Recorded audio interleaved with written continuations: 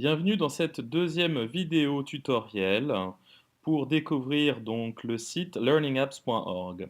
Aujourd'hui, je vais vous présenter seulement 4 exerciceurs. Je vous invite à découvrir les autres et à nous contacter si vous avez évidemment des questions par rapport à ça. Le premier que j'aimerais vous présenter, que j'ai trouvé assez intéressant, il s'appelle Classement sur un axe. Et il pourrait, par exemple, être utilisé dans le cadre d'enseignement de formation. Je pense à la formation dans le tourisme, bien sûr, ça peut être dans des restaurants, ça peut être des choses à faire. Regardez, par exemple, ici, nous avons, cet exemple-ci: «Placer les images dans l'ordre. Explique à ton voisin ce que signifie l'image». Vous voyez, vous avez 2 choses. Tout d'abord, il faut ordonner donc les images que l'on a et ensuite les expliquer. Alors ici, vous voyez, vous avez comment se laver les mains. On imagine par exemple qu'on pourrait utiliser cette application pour d'autres choses. On pourrait prendre des images pour comment, par exemple, dessiner quelque chose, comment, utiliser un appareil avec les différentes étapes, bien évidemment. Une fois que tout cela est fait, comme ça, vous pouvez vérifier si la personne a bien compris.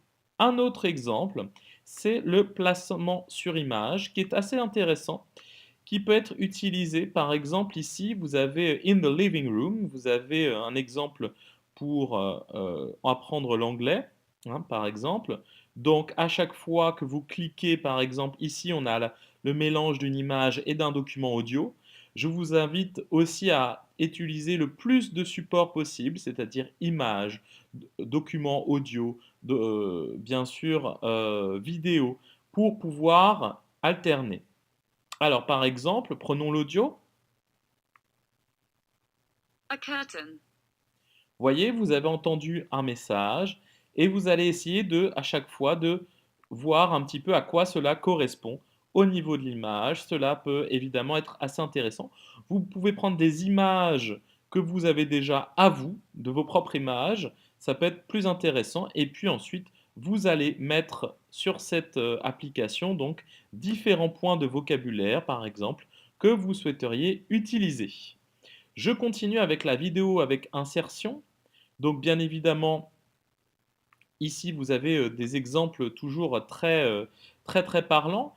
Et par exemple, ici vous avez une vidéo. Alors ce qui est intéressant avec la vidéo avec insertion, c'est que vous pouvez chercher sur YouTube par exemple une vidéo, ou même une vidéo à vous, et vous pouvez à chaque fois, selon les différents moments de la vidéo, par exemple, vous voyez, à chaque fois, lorsque je clique sur une des questions qui sera posée pendant la vidéo, eh bien, vous allez pouvoir vérifier si vos apprenants ont bien compris de quoi il s'agissait, comme par exemple, quel est le sujet du document.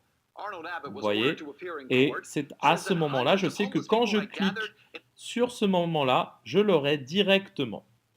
Ensuite, je voulais vous montrer le jeu du millionnaire, qui est un jeu assez amusant et qui en général a beaucoup de succès. Alors je peux vous montrer le mien puisque j'en ai créé un. Donc pour cela, je vous invite, lorsque vous créez vos applications, pour les récupérer, vous allez dans Mes applis, vous cliquez dans Mes applis, et donc vous avez les différentes applications que vous avez créées. Alors je prends ici par exemple un, un jeu sur cela que j'ai créé pour la faculté de sciences politiques, et à chaque fois vous posez une question, vous avez un système de réponse et vous allez du plus simple au plus compliqué. Enfin, donc, vous avez une chose assez importante, c'est mes classes. Vous pouvez créer vos classes, différentes classes. Il suffit de nommer ici la classe. Et vous voyez ici, moi j'en ai créé 4. Et à chaque fois, vous pouvez créer un compte pour vos étudiants, voir les statistiques et voir si vos étudiants ont bien réussi l'exercice. Ça a plusieurs avantages, c'est que ils peuvent revoir à la maison, avec un aspect ludique, toutes ces choses-là. Contactez-nous si vous avez des questions par rapport à learningapps.org. J'espère avoir été clair et le plus simple pour vous, c'est de l'utiliser. J'espère que vous l'utiliserez bien pendant le hackathon. Je vous remercie.